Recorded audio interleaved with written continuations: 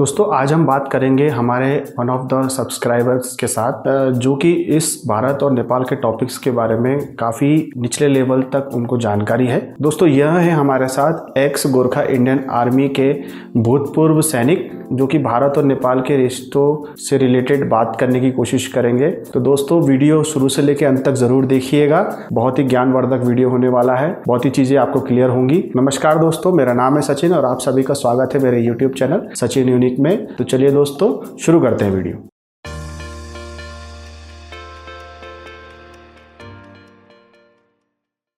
तो आज है हमारे साथ हमारे एक viewer x Gorkha Indian army के भूतपूर्व सैनिक टीवी खड़का जी। तो करते हैं दोस्तों इनसे कुछ वार्तालाप भारत और नेपाल के संबंध में। चलिए दोस्तों देखते हैं। अच्छा, मेरा नाम तो टीवी खड़का। ओके जी। नवलपरासी, जिला नवलपरासी। मैं तराई के रहने वाले हूँ। मैं भारत के पड़ोसी, जैसे मेरा इलाका यूपी से लगता है। ये जैसे आपने सुना होगा गोरखपुर मेरा नजदीक पड़ता है। सुना है सर। जारी रखते हैं, सवालों का सिलसिला बिल्कुल टाइमलाइन के हिसाब से बात करते हैं। सबसे पहले 1962 के बारे में जानना चाहूंगा सर कि 1962 में आपने क्या महसूस किया कि चाइना का भारत से संबंध क्या था और चाइना का नेपाल से संबंध क्या था, ये आपके मुंह से जानना चाहूंगा सर। अच्छा, मैं ये कहूँगा कि भारत और सबसे पहले भारत और चाइना का संबंध बहुत अच्छा था।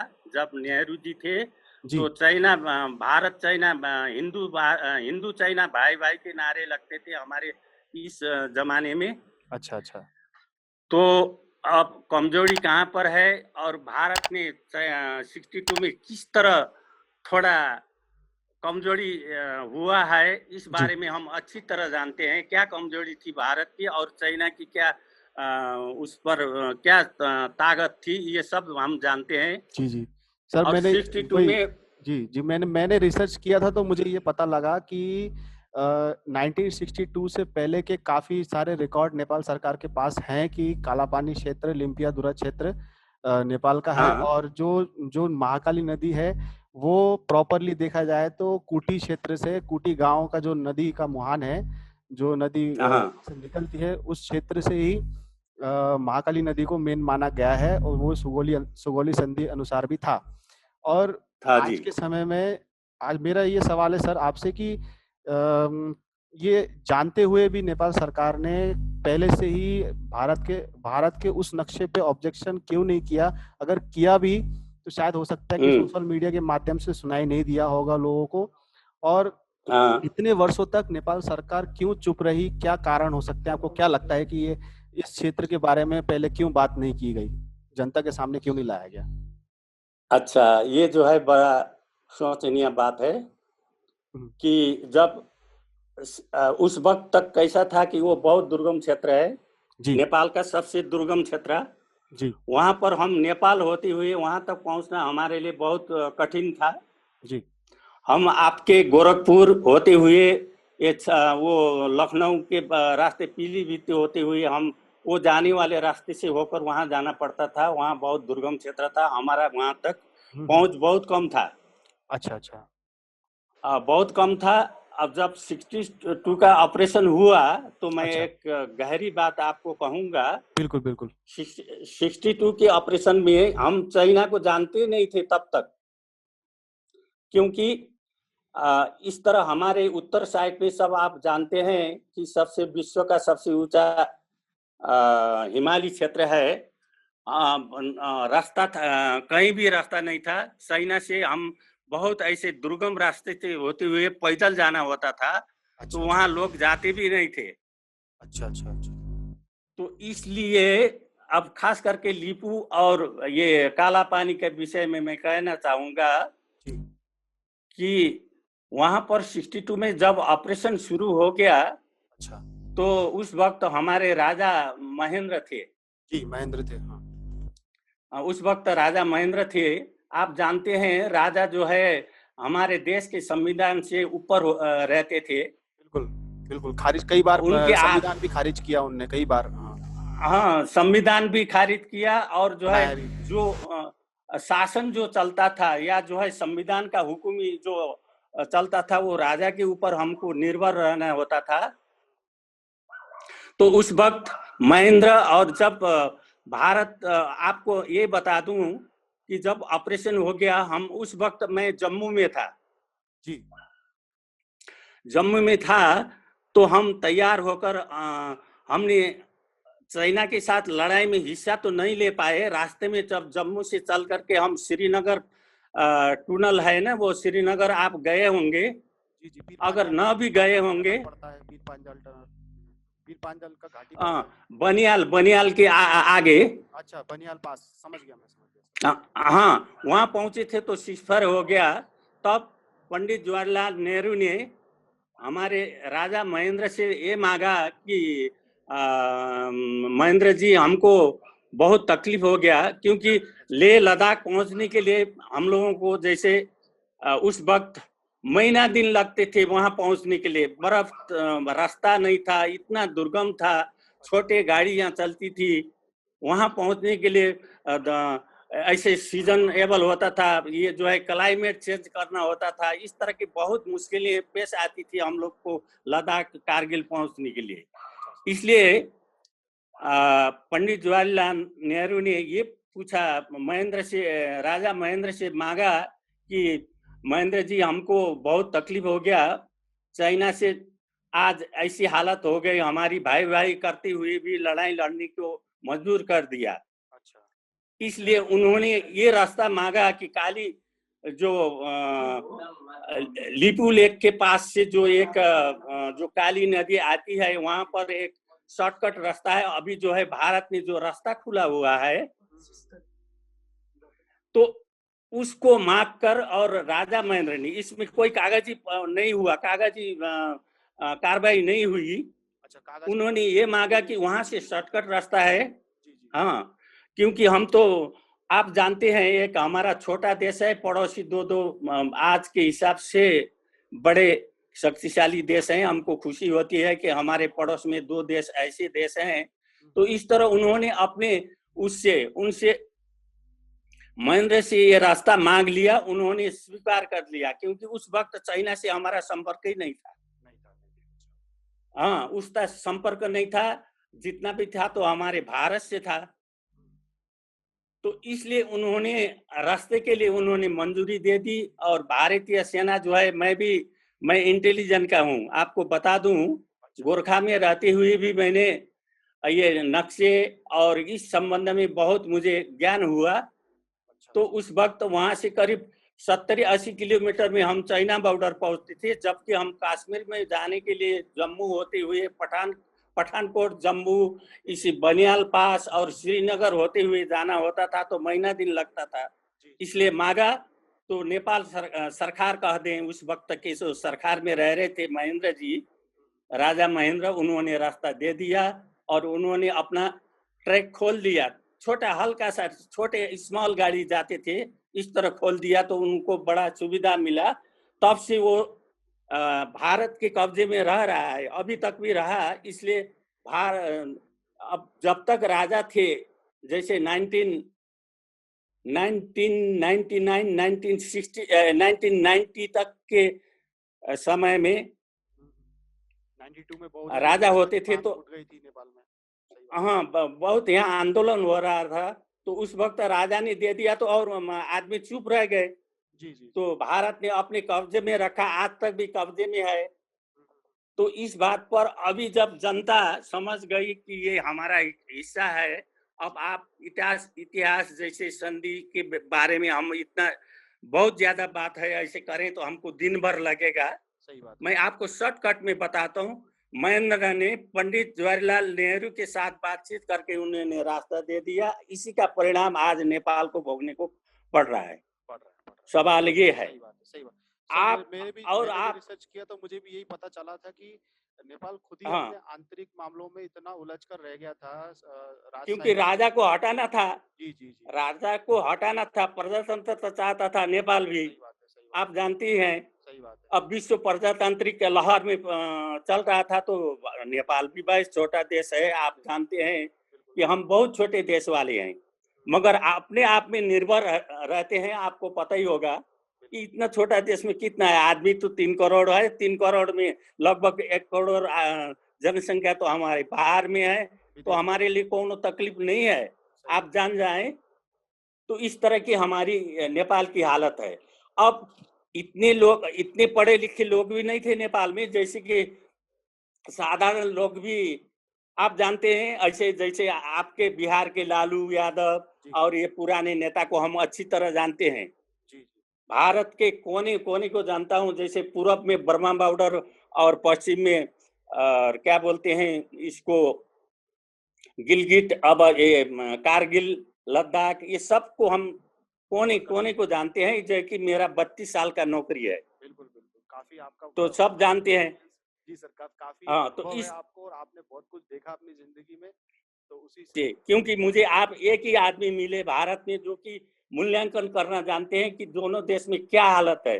अब जब आप इस तरह वहाँ की विवाद अभी तक क्यों है, कैसे है, तो वो महेंद्र ने जवाहरलाल से समझौता करके, उस वक्त चाइना से हमारा कोई लेना देना संबंध, अब रास्ता ही नहीं था तो संबंध ही नहीं था।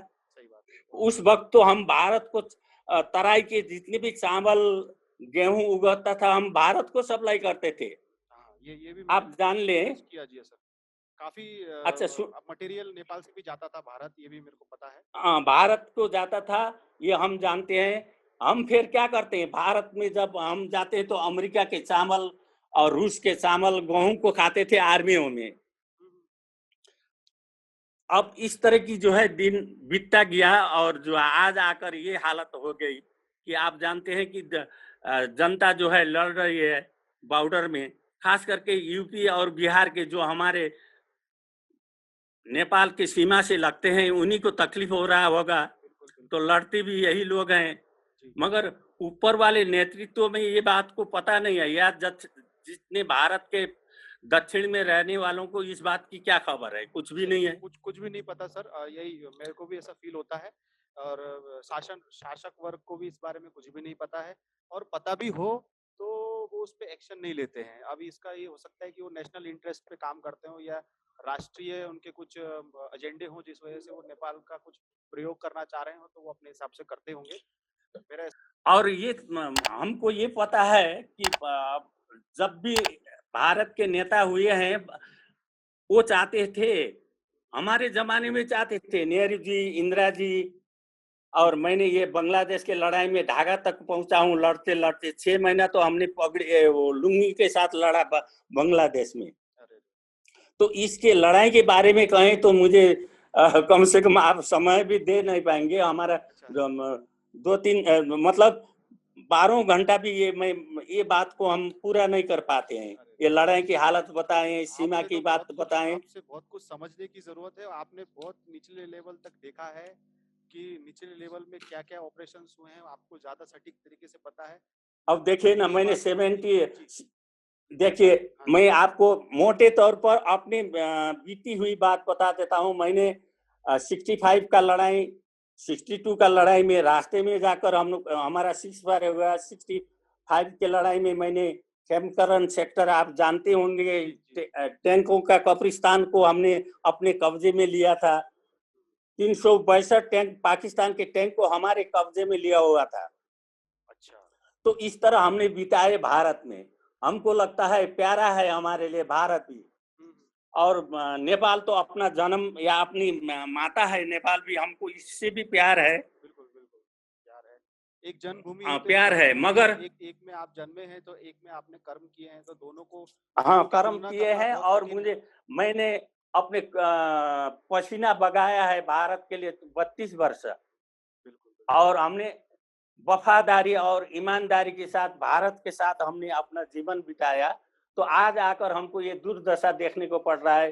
कभी नाकाबंदी कर देते हैं, कभी जो है बॉर्डर में पिल्लर, आप जानते हैं, ये अभी बीएसएफ बॉर्डर में लगा दिया है भारत ने। और नेपाल के तो कोई आर्मी या पुलिस कोई भी नहीं है बॉर्डर पर। पहले खुला था, अभी भेजना शुरू कर दिया है।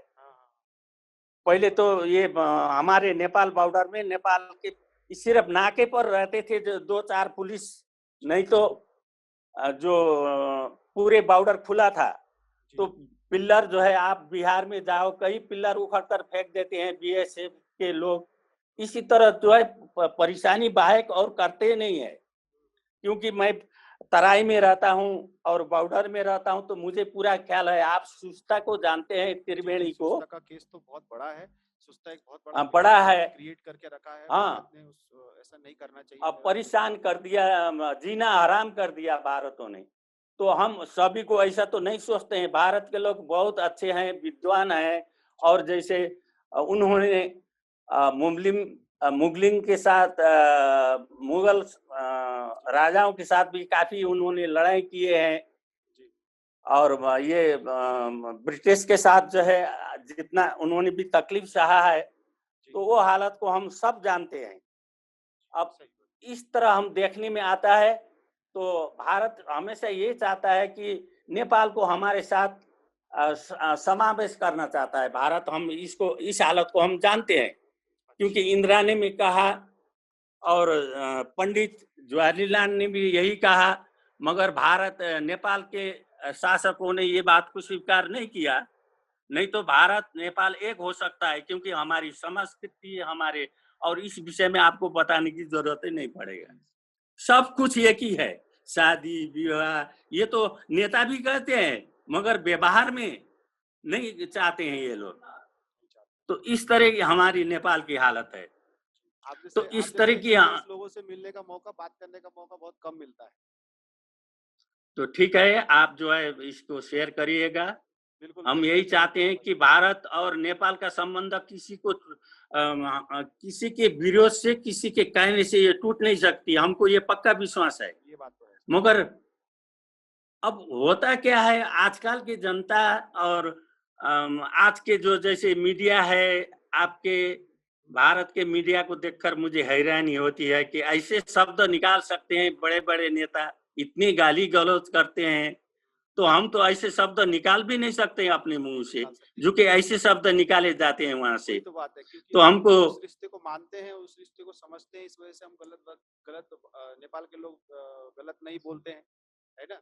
और जो एक्चुअल में क्या है सर, मैं आपको बताऊं, भारत में स्थिति क्या हो रही है, क्योंकि वहाँ का जो शासक वर्ग है, जैसे आप नाम सुना होगा आपने, नरेंद्र मोदी प्रधानमंत्री। हाँ, अच्छी तरह तो हाँ, उनका जो एजेंडा है वो मीडिया को अपने अंदर लेकर के, हाँ, कब्जा कर लिया है। हाँ, कब्जा कर लिया है। और अपने एजेंडे के हिसाब से वो लोग पूरी तरीके से दुनिया, मतलब भारत और भारत के पड़ोसी मुल्कों में अपने एक दबदबा पेश करना चाह रहे हैं। इस वजह से वो छोटे छोटे मुल्कों को मानते नहीं है। आप खुद ही देख लीजिए, कुछ समय में भूटान ने भी थोड़ा सा पानी के लिए लेकर के भारत को कुछ बोल दिया था, तो भारत की मीडिया ने बोल दिया था कि हमारा पानी खाते हैं और हमें ही मतलब उगलते हैं, ऐसी बात कर रहे थे वो, बताइए। हाँ, देखिए, तो भूटान तो एक ऐसा देश है जिसने कुछ बोला भी नहीं, आपने उसका, भूटान तो एक ऐसा देखिए, इसकी फॉरेन पॉलिसी, इसका एक विदेश नीति भी भारत तैयार करता है, और उस देश को सब तैयार वही करता है। क्योंकि हम तो वहाँ तालीम देने के लिए इंडियन आर्मी के लोग जाकर उनको तालीम देते थे, वहाँ के आर्मियों को सब कुछ देते थे। हम भी एक बार गए हैं। तो इस तरह तो है। और सिक्किम का हालत पूछो, मैं हाँ सर, मैं आपसे सिक्किम के बारे में जानना चाहूंगा। सिक्किम में पहले जो सिक्किम की स्थिति, सिक्किम को संग्रहित करने की कोशिश किया गया, भारत में डालने का कोशिश किया गया, भारतीय संघ में शामिल करने की कोशिश की गई, तो इसमें तो ये पूरा का पूरा एक छल था। ये तो मुझे भी समझ में आता है। तो क्या ऐसा छल भारत क्या नेपाल के साथ भी करना चाह रहा है क्या? बिल्कुल सिक्किम बनाना चाह रहा है क्या? हाँ, ये हाँ, लगभग वैसे लगता है मुझे, क्योंकि मैं सिक्किम में 3 वर्ष रहा। तो आप नथुला जानते हैं, नथुला पास, हाँ, वहाँ पर मेरा बटालियन ही वही था। तो वहाँ मैं 3 वर्ष रहा। सिक्किम के लोग ज्यादातर नेपाली रहते हैं, लगभग 75 लोग नेपाली हैं वहाँ पर। 75 है। वो पहले नेपाल का ही था। नेपाल का ही। आप पढ़ेंगे हिस्टोरी, तो नेपाल का था। दार्जिलिंग, कालिम्पोंग, सिक्किम, और ये जो है नेपाल का ही था। खैर, हम इसको आगे नहीं बढ़ेंगे। अब ये समय नहीं है कि ये हमारा है, तुम्हारा, ये इसका नहीं है। आज तो मिलकर विश्व आज एक ही जगह हो गया है। आपको गोप्य एक बात कहना चाहूंगा कि अमेरिका क्या चाहता है, मेरे दिल की बात कहता हूं आपको। चाहे आप उसमें मीडिया में कहें न कहें, हमें कोनो फर्क नहीं होगा। कि एशिया के 2 देश को लड़ाना चाहता है अमेरिका। कह दूं आप नेपाल एशिया की शक्ति कौन है? भारत और चाइना। बिल्कुल बिल्कुल। इसको लड़ा करके अपने फायदा को हासिल, अपने फायदों को और कमजोर करने का उनका उद्देश्य है। ये मैं अच्छी तरह अपनी दिल की बात कहता हूँ, मुझे ये किसी ने नहीं कहा। क्योंकि ये दोनों बड़े देश को लड़ा कर, हाँ, क्योंकि उसको डर है चाइना से। मैंने भी खुद का विश्लेषण किया और मेरे सोचा होगा आपने भी, समान है, समान मिलते होंगे। बिल्कुल मिलते हैं कि हमने यहाँ नेपाल, मैं तो काठमांडू ही हूँ ना, मैं जानता हूँ अमेरिकन एम्बेसी कहाँ है, क्या करते हैं ये लोग, और हमारे जासूसी अब दिखते तो सभी लोग, सभी देश के नेता है ना, कि यहाँ क्या हो रहा है। तो मैं चाहता हूँ कि चाइना से हमारा उतना संपर्क नहीं है, फिर भी अमेरिका का ये सोच है कि भारत और चाइना तो काफी आगे है, फिर भी भारत ने इस बात को नहीं समझ रहा है। वो चाहता है कि हम बहुत शक्तिशाली बन गए हैं, मगर ये गलत है। आपको कह दूं, ये गलत है, बिल्कुल गलत है सर। ये गलत है। कहते हैं ना अहंकार जब हाँ, आ जाता है तो जब घमंड आ जाता है तो वो अपने आप नष्ट हो जाता है, ऐसा लग रहा है। इसलिए मैं चाहता हूं कि भारत और चाइना का लड़ाई कभी ना हो, कभी ना हो। वो और यूरोपियन कंट्री और अमेरिकन कंट्री क्या चाहता है कि अब एशिया काफी आगे चल, अपने उसमें जो है हर चीज से आगे बढ़ा हुआ है, इसलिए वो लड़ाना चाहता है, हम लड़ना चाहते हैं। देखिए कितनी कमजोरी है हमारे ऊपर। ऐसी विडंबना है, बताइए। तो हाँ, आपको ये भी कहूंगा कि जैसे चाइना के सामने भारत, नेपाल, हम सब मिलकर भी कुछ नहीं कर पाते हैं।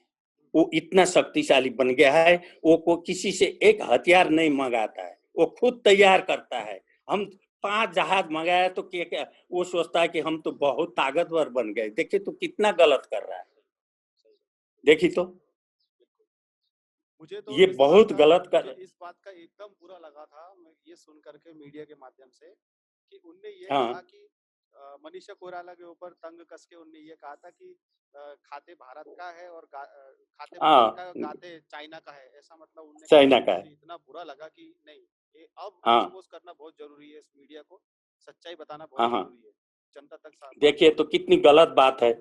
हमने 32 वर्ष अपनी खून बगाया, पसीना बगाया, तो भारत के, नेपाल के लोग कितने हैं जो कि अपना देश सोच कर लड़ते हैं। आपको ये कह दूं कि मैं हर इंडियन आर्मी के साथ हर से मिल करके लड़ा हूं। मैंने बोला बड़ी लड़ाइयां जैसे 71, 65 के वो खेमकरन सेक्टर के बॉर्डर में और इधर ढाका तक पहुंचा हूं मैं जानता हूं कि इंडिया आर्मी और नेपाल के आर्मी जो है वहां पर जितने भी हैं किस तरह लड़ते हैं। दुम दबा के भागने वाले भी हम पहचानते हैं वहां के लोगों को, फिर भी ये नहीं सोचते कि हम कैसे हैं, क्या हैं। ये लड़ने वाली बात आज के जमाने में लड़कर कोई नहीं जीत सकता है। सही बात है। और चाइना के सामने भारत कुछ भी नहीं है, मैं कह देता हूँ, ये आपकी और मेरी बात है। क्योंकि ये घमंड दिखाने से कुछ भी नहीं होगा, वो अपने आत्मनिर्भर है वो। और भारत जो है विदेशों के साथ, जैसे अभी भी जैसे 5, जैसे हमारे 10-12 स्क्वाड्रन है, लड़ाकू स्क्वाड्रन, अगर वो खत्म होगा तो क्या करेगा भारत? फिर मंगाना शुरू होगा, भारत तो बिक जाएगा। तो इसी तरह वो लोग है, यूरोपियन और अमेरिका मिल करके हमारे देश को, मतलब एशियाई देश को कमजोर करना चाहता है। ये नहीं समझ पा रहे हैं वो आपके मोदी जी या जो भी है, बिल्कुल नहीं समझ पा रहे, नहीं पा रहे समझ। ये बता दूं कि भारत में सबसे बड़ी प्रॉब्लम है ब्यूरोक्रेसी ने पूरे तंत्र को खराब करके रखा हुआ है। और अगर नेता कुछ करना भी चाहे ना, तो जो नौकरशाह हैं, जो बड़े बड़े अधिकारी लोग हैं, वो लोग गलत ज्ञान का उपयोग करके गलत बातें अपने लीडर को बताते हैं और लीडर को जानबूझ करके उस पे डिसीजन लेना पड़ता है। जैसा कि आप देख रहे हैं भारत और नेपाल में इशू अभी, जैसे कि फिलहाल जो भारत के जो विदेश मंत्री हैं सुब्रमण्यम सुब्रमण्यम, तो ये विदेश सेक्रेटरी भी रहे थे, फॉरेन सेक्रेटरी, और नेपाल में भी काफी इनने दौरे किए थे। मुझे ये भी पता चला था कि जब नेपाल का संविधान लागू हो रहा था तो इनने प्रचंड जी को जाकर के डायरेक्टली ये बोला था कि संविधान आप रोक दीजिए, इसको लागू मत कीजिए। हाँ। और उसके ही रिजल्ट में ये हुआ कि तराई में पूरे के पूरे ब्लॉकेट कर दिया गया, नाकाबंदी कर दिया गया और सामान यहाँ से वहाँ नहीं पहुंचा। तो एक प्रकार का हाँ, ये दादागिरी कितनी दिखाने की कठिनाई कोशिश की सहने जा रही पड़ा थी। नेपाल को। जी, ये हाँ। दादागिरी दिखाने की कोशिश की जा रही थी। और आज आप देखिए, जिस विदेश सचिव ने ऐसा किया, उसको आज मोदी हाँ, सरकार ने विदेश मंत्री बना के रख दिया। आप बताइए, अब ऐसी देखिए अगर सोच देखिए होगी, तो हाँ, ऐसी अब सोच होगी तो बताइए, कैसे क्या कर सकते हैं? अब दूसरी बात मैं ये कहूंगा, जैसे प्रचंड जी, हमको तो प्रचंड जी को जी नहीं लगाना चाहता हूँ। भारत में रह करके माओवादी लड़ाई लड़ाया। ये भारत ने क्यों लड़ाया? क्योंकि भारत को ये सोचा था कि भारत ने कि नेपाल को हम अपने उसमें सिक्किम की तरह कर लेंगे। इस तरह 10 वर्षों में हमारे देश की जितनी अर्थव्यवस्था या जितने भी वो भौतिक वो थे संरचना सब ध्वस्त हो गया है। 10 वर्ष 15 वर्ष की लड़ाई में हमारा देश जो है बिल्कुल कमजोर कर दिया। और ये किसने किया? भारत ने। हाँ, ये अंदर की वहां खबर 10 वर्ष ऐसी है। ये जो जी सर, मेरे ये को थोड़ा लड़े, बहुत अंदाजा है कि ये माओवादी आंदोलन को भी पूरी तरीके से नेपाल में प्लांट किया वहीं गया है। रखकर लड़ाया था भारत ने, है कि नहीं? आपको पता है ना? बिल्कुल बिल्कुल। पूरी माओवादी के नेता जो है भारत में थे। हर कोई बच्चा बच्चा जानता है, नेपाल के भी और उसके भी, क्या है, भारत के भी। ये लड़ाई क्यों लड़ाया? भारत में पाल करके और नेपाल को ध्वस्त करवाने की ये संरचना रची थी भारत ने। ये कोई दो विधा नहीं है। इसी तरह लंका में भी किया था भारत ने। और राजीव गांधी को क्यों मरवाया लंका ने? आपको पता है ना? मुझे मालूम है, पीस हाँ, प्रोसेस में डायरेक्टली साइन हस्ताक्षर भारत और श्रीलंका के बीच में हो रहे थे, परंतु ऐसा नहीं हाँ, होना था। ये हस्ताक्षर होना था एग्रीमेंट पे प्रभाकरण और श्रीलंका हाँ, गवर्नमेंट के बीच में होना था। पर भारत होना इसमें था। डायरेक्ट भागीदार हुआ और उसने हाँ, लिट्टे जैसे जितने भी गुट थे उनको ट्रेनिंग देना चालू किया। ट्रेनिंग दे हाँ। करके श्रीलंका की सरकार यही को से हम आप सुनिए ना एक बात। जी हम उस वक्त ऑन सर्विस में थे। हम यहाँ तालीम दे करके हम श्रीलंका भेजते थे लोगों को। कहाँ तालीम देते? आप नगरोटा जानते हैं? जम्मू कश्मीर के, जम्मू के उस तरफ कोने में। जी जी जी। वहां से तालीम दे के आंख में पट्टी लगा के हम जहाजों द्वारा कहाँ पहुंचाते? लंका में। तो ये हमारे आंखों ने देखा है। मगर नेपाल और भारत को अपने साथ ये अपने देश में मिलाने की क्या जरूरत है? नहीं है। भारत तो भारत नेपाल एक हिस्सा है। धर्म से, संस्कृति के हिसाब से, सब कुछ के हिसाब से। ये अभी क्यों नहीं जानता है भारत? हमने अपना तालीम दे करके श्रीलंका और माओवादी को 10 वर्ष भारत में पाल करके नेपाल को ध्वस्त कर दिया। और उसके साथ साथ में करम करम ये पटक पटक जो है नाकाबंदी करवा के, क्योंकि हमारे पास दूसरा चारा तो नहीं है। आपने एक बार कहा था ना कि नेपाल किसके, जब 2 बेटे हैं आपके जी या एक बेटा है, अगर माँ उसको मारती है तो किसके साथ जाएगा वो? पिता के साथ साथ तो देगा ना। बिल्कुल बिल्कुल। लात मारिएगा अपने बेटे को ही कि माँ मारती है तो पिता के साथ जाएगा, पिता बेटे को मारना शुरू करेगा, माँ के साथ जाएगा ना। इसी तरह जब हमारे पड़ोसी, जब भारत हमको इस तरह लात लगा रहा है तो हम किसके साथ गए? सही बात है, चाइना चाइना के। चाइना के। इस तरह चाइना का अभी रास्ता खोल गया, सब कुछ हो गया। अब नेपाल, हम ये चाहते हैं कि हमारा जैसे 2020 के आप जो है नेपाल भ्रमण का हमने आह्वान किया था, आह्वान किया। आप जानते हैं। जी जी हम किस लिए कर रहे हैं? क्योंकि देश के जो है आय स्रोत को बढ़ाने के लिए, पर्यटन भीतर इन करने से होगा। इसी तरह भारत के लोग तो, हमारा ये घर ही है भारत का, नेपाल। सही बात है। भारत नेपाल का हमारा घर है। भारत घर सही बात है कि नहीं? बताइए तो। बिल्कुल नेपाल का भारत घर है कि नहीं? बिल्कुल घर है सर। भारत का नेपाल घर है। तो अपने घर में जब माँ बाप जो है अपने आप को, बच्चों को लात मारेंगे तो जाएंगे कहाँ? चाइना के साथ जाएंगे, अब अमेरिका के साथ जाएंगे, जापान के साथ जाएंगे, कहीं भी तो जाएंगे। शरण तो लेना ही होगा जीने के लिए। वही ऐसा हालत नेपाल का है। जी, सेम मेरे को अब ऐसा लगता है कि दोनों नेपाल और भारत के इशू के चलते विदेशी ताकत हाँ, फायदा उठाने में लगी हुई है। इसमें अमेरिका सबसे अब ऊपर है। देखिएगा, ये देखिएगा जो मैंने बीच में एक शब्द कहा है अमेरिका और यूरोपियन कंट्री एशिया की शक्ति को लड़ा करके, शक्ति वाले देश तो यही दो ही हैं, भारत और चाइना, इनको लड़ाएंगे। अपनी ये जो है जितने भी हथियार, उनके जो जितने भी बिकने वाले चीज बिका देंगे, उसके बाद टाट कर देंगे दोनों देश को। टाट बनाने के बाद अब वो अपना कब्जा कर लेंगे। तो ये चीज नेता नहीं समझ रहे हैं। तो आप ही बताइए कि मैं क्या कहूँ आपसे अब। और भारत अभी जो है जितना खर्च कर रहा है ना आर्मियों के ये लड़ाकू साधनों में, लड़ने वाली साधनों में जितना खर्च कर रहा है, देश तबाह हो जाएगा। देश तबाह हो जाएगा सर। इकोनॉमी, अर्थव्यवस्था में बहुत बड़ी गिरावट आ गई है। -23.5% से जीडीपी ग्रोथ कम होती जा रही है ना। तो वो देख कर उद्योग बंद हो रहे हैं, नौकरी नहीं है, लोग काम नहीं कर पा रहे हैं, गरीब बेचारा अन्न के लिए मोहताज से मर रहा है बेचारा। ऐसी स्थिति पैदा हो रही है। युद्ध कभी किसी का भला नहीं करता है। ये तो आपसे ज्यादा बेहतर तो कोई नहीं समझ पाएगा सर। आप तो खुद ही इस फील्ड में जुड़े हुए थे, युद्ध को आपने बहुत पास से देखा है, और इसका नुकसान भारत को पहले भी काफी हुआ है, 1962 में, 1971 में जी, और अभी भी होगा अगर ऐसा कुछ करेगा तो। अभी अगर कुछ भी हो गया, 15 दिन अगर कुछ लड़ाई हो गई ना, भारत ध्वस्त हो जाएगा। और आप दूसरी बात, और भारत में क्या हो रहा है पता है आपको? जी बताइए।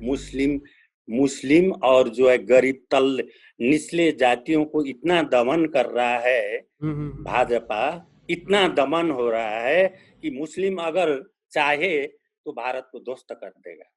सही बात है सर। इससे तो अलगाववाद पैदा होगा। क्यों? ये तो सही बात है। अलगाववाद नहीं, दूसरा तीसरा पाकिस्तान बनेगा।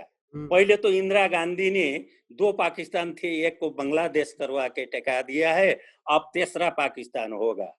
आप देख लेना। मैं वृद्ध आदमी बोल रहा हूँ, अभी 83 वर्ष का, आपकी भी दादा के अनुसार लगता हूँ मैं। तो ये होगा। तो इसलिए आप जो है जितना हो सके समझा दीजिएगा, मेरा यही आपसे प्रार्थना है। अब आने वाले हमारे लोग जो है ना, इतने तगड़े होंगे, आप समझ लेंगे कि किस तरह रह सकते हैं हम। भारत और नेपाल जो है अपने पड़ोसी नहीं, एक परिवार के तरह रह सकते हैं अगर ये समझ लिए तो। नहीं तो लड़ाई होता रहेगा, मगर इससे नुकसानी किसको होगा? बिहार के और यूपी के और नेपाल के लोग, ये 3 इलाके के लोग। हमारे तो कितने हैं? 3 करोड़ जनता, तो हमारे तो मैंने बोल दिया ना, 1 करोड़ बाहर हैं हमारे लोग। और आप ऐसा तो हमको कहना नहीं चाहिए। भारत में नेपाली भीख मांग कर खाने वाले क्या? आज नेपाल में एक भीख मांग कर एक आदमी नहीं खाता। आपको यहाँ आकर देख लीजिए, हमारे लोग भीख नहीं मांगते हैं। इतना है, चाहे लंगड़ा हो, अंधा हो, वो भी अपने घर के लोग ही उसको संभालते हैं, भीख मांगने के लिए नहीं छोड़ते हैं हम लोग। इस तरह हमारा रहना सहना है। अब आप जानते हैं, बस पड़ोस में हैं, हम कुछ भी नहीं कह पाएंगे आपको, क्योंकि आप पड़ोसी हैं हमारे, अच्छी तरह जानते हैं। भारत अगर चाहता है तो मैं मेरे ये 83 वर्ष के उम्र का तजुर्बा है, भारत को बहुत भारी नुकसान होगा।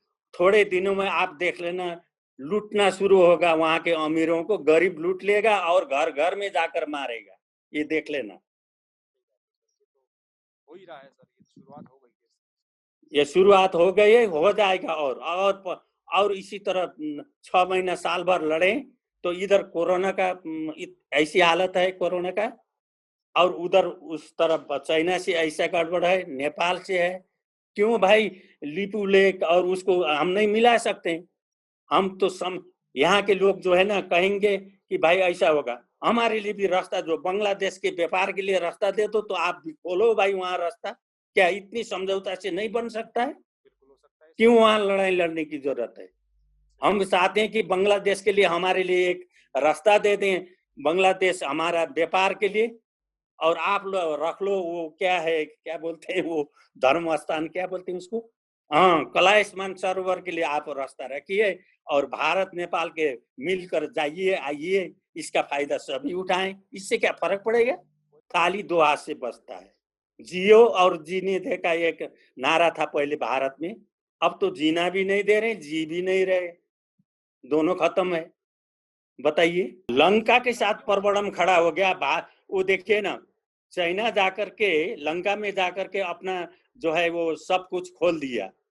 क्या भारत को ये तकलीफ नहीं होता? कितने से लड़ेगा भारत?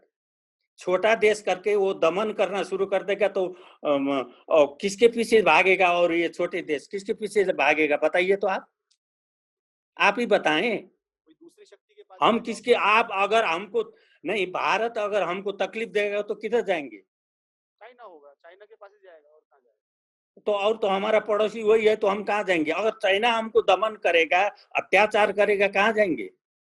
तो कहीं भारत में ही जाएंगे ना। सही बात है, भारत के पास जाएंगे। अगर दोनों ने हाथ खड़े कर दिए तो बेचारा नेपाल तो बेचारा पिस गया फिर एक तरीके से। हाँ, दोनों ने दबा दिया तो भारत जो है, नेपाल जो है, अब आखिर में तो लड़ाई तो किसका होगा? भारत और चाइना का। हम तो जो हो जाएंगे किसी का भी, क्या फर्क पड़ेगा? या तो चाइना का हो जाएंगे या तो भारत का, क्या फर्क पड़ेगा हमको? मेहनत करके खाना है, मेहनत करने से। अब कनाडा में हमारे लोग हैं कनाडा में, कि सरदार जी जो है अभी कनाडा में सरदार जी जो है एक संसद में हिस्सा लेना शुरू कर दिया है। कितने हैं? इसी तरह ऑस्ट्रेलिया में कितने हैं, अमेरिका में कितने हैं, मलेशिया में कितने हैं।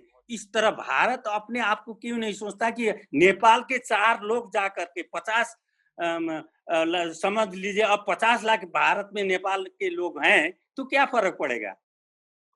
जबकि भारत के 10 करोड़ जनसंख्या है बाहर।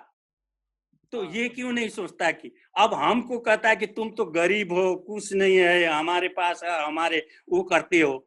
तो इस तरह क्यों भारत हमको इतना डोमिनेट करता है, क्यों इतना दबाना चाहता है, इसको हम नहीं समझ पा रहे हैं। इतना गिरा हुआ शब्द निकालते हैं आज ये मोदी मीडिया, तो आप सुनिए मत, हमने बैन भी कर दिया। मोदी मीडिया को हम सुनते नहीं है, क्योंकि गलत कर रहे हैं। भाई अच्छी बात कहो, प्यार से दुनिया जो है साथ बैठ सकते हैं, नहीं तो 2 भाई भी मरते हैं आपस में लड़ करके, आपको ये तो पता ही है। मैंने तो भारत में बिता दिया अपना जीवन, जो है ना, जवानी भारत में बिता दिया था लड़ करके, इसलिए भारत की सुरक्षा के लिए काम किया था। आज भी हमारी सेना है, आज भी रिटायरमेंट यहाँ 1.5 लाख हैं, और जो भारत की सुरक्षा के लिए काम कर रहे थे, तो आज जो है हम ये रिटायर के परिवार, जो 1.5 लाख परिवार कितने होंगे, आपको इसकी गुना लगाइए, इतने परिवार को तक परेशान कर रखा है। इसलिए आपसे मैं निवेदन करता हूँ कि हमेशा बने रहें, अच्छी बातों को लें, अच्छी बात को सभी, अपना कोई नहीं होता है। सिर्फ सबसे मीठा चीज क्या होता है आपको पता ही होगा? जुबान, शब्द। अगर ये कड़वा हो गया तो समझ लीजिए कि ये संसार कोई भी नहीं रहेगा। सत्य का हमेशा जीत होता है, यही समझ करके मैं आपसे अभी बहुत लंबा बात कर लिया, फिर भी करते रहेंगे। आप खुश रहें, आपका परिवार खुश रहे। आप जैसे सज्जनों को सज्जन की भारत में जरूरत है, आप जैसे सज्जन की, जो कि दूसरे की, जैसे कहा है ना किसी कविता में या किसी चीज में कहा है ना, अपने पीड़ा से दूसरे अपने साथी की पीड़ा को बड़ा समझना चाहिए, यही कहा है ना। तो ये पीड़ा जो है सबके लिए होता है, इसको समाधान करने की अगर आप अच्छी बात कहेंगे तो पक्का समझ जाएंगे भारत के लोग जो अच्छे पढ़े लिखे होंगे। तो इसको कहते हुए मैं आपको धन्यवाद, और आपके परिवार हमेशा खुश रहे। आप जैसे लोगों की भारत में जरूरत है, तो इसी तरह आप लोग जैसे बनाइए और को। धन्यवाद। धन्यवाद सर, धन्यवाद बाय बाय, नमस्कार।